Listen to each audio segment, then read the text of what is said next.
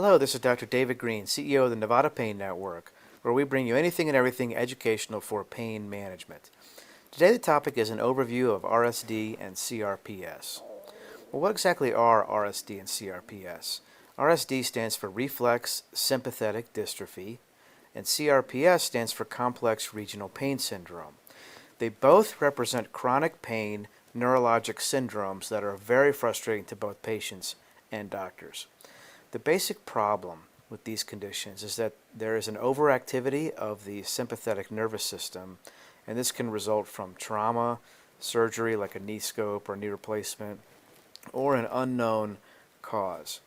In the mid-90s, the International Association for the Study of Pain changed the name from RSD to CRPS to try and put in place a classification system.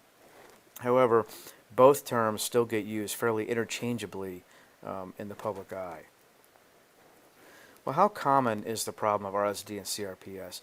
Total numbers are unclear, but somewhere between 5 and 12 million Americans suffer from the problem, and 3/4 of those are female.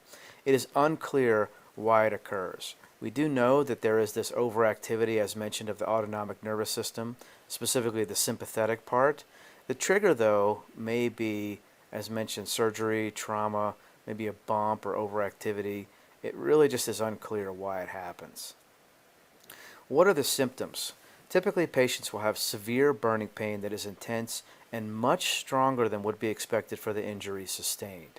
So if you have a knee arthroscopy and later the patient gets CRPS from that, it's ridiculously painful as opposed to what you would normally expect after, the knee scope. The pain typically gets worse over time rather than better. That's obviously a red flag.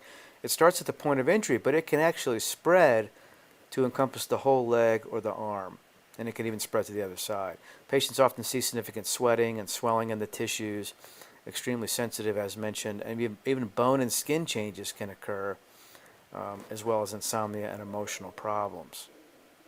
There are 3 stages to CRPS. The first is in the first few months, and you usually see skin temperature changes, a lot colder in that limb, spasms of the muscles, severe burning pain, even a slight touch like just rubbing it with a sheet, on the leg can be very painful. Hair and nail growth is faster than normal in this stage, and you start to get some skin changes, blotchy, pale, shiny, sweaty. In the second stage, which is in the 3 to 6 months, you start to see more skin changes. Oftentimes the nails will crack. Pain continues to worsen, hair growth slows down, and you start to get weak muscles and stiff joints. You can see in this picture the redness of this limb. There's also some atrophy of this calf compared to this one, so that's heading into stage 2. This last stage is almost over 6 months, and it usually involves irreversible type changes where the muscles start to waste significantly, entire arm or leg involvement, and you start to get contractions because patients don't want to move their limb because it's very painful. So you start to get contractions, and that's irreversible without surgery. So what are the treatment options? Well, there's no one-size-fits-all treatment because people present differently with RSD. It's very hard to cure, but you can slow it down and even reverse the symptoms. Physical therapy can help, especially for desensitizing the painful areas. Various medications may be of help as well, narcotics, antidepressants. There's some blood pressure medications, nonsteroidal anti-inflammatories, steroids such as cortisone, and neuropathic medications, maybe gabapentin or Lyrica, even calcitonin, either by nasal spray or subcutaneous, can be very helpful. There are injections that can help, such as lumbar sympathetic or stellate ganglion nerve blocks. This is actually a lumbar sympathetic block where the patient's laying down and the needle goes around the spine and numbing medicine is injected around the sympathetic chain, either on this side or the other side. A spinal cord stimulator may be very helpful, or an intrathecal drug pump. And I forgot to mention surgical sympathectomy. If this injection works and it gets repeated and repeated, you can eventually just take these sympathetic nerves out.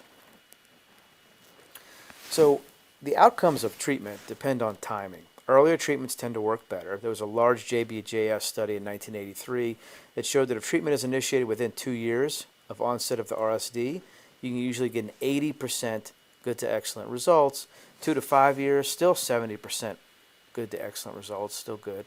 And then it drops off significantly, 10 to 20% if you're over 5 years. The Annals of Neurology looked at over 50 patients who had spinal cord stimulation for RSD, and they showed very favorable long-term outcomes.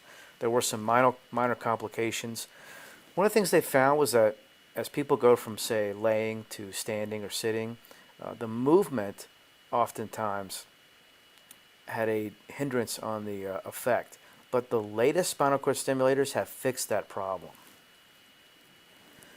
Now, lumbar sympathetic blocks and stellate ganglion blocks, as mentioned, involved injection of an anesthetic into the area of the ganglia, which is the collection of nerves of the sympathetic nerves, either in the neck, which is what you see here, or the lumbar spine. There's a needle coming in and around the ganglia here, some numbing medicine being injected. If it's going to work, if it's put in the right place, it warms the skin immediately, about at 1 degree Celsius. And pain relief that occurs from this may last half an hour. Usually occurs within a half an hour. It may last an hour, or it may last for days to weeks. You may need to get repeat blocks, and up to 5 typically will lead to a permanent relief of the symptoms. But if it doesn't, an operative sympathectomy, meaning taking this out, may become necessary. Additionally, the treatment is complicated because we just don't know what causes it. We do know, as mentioned, that what you want to do is break the cycle. You have this sympathetic nerve overactivity that's just pushing and causing these symptoms. So you want to break that cycle of the overactivity, and usually it's individualized combination treatments that work best for each particular patient. The top pain management clinics in the greater Las Vegas and Henderson areas are Nevada Pain.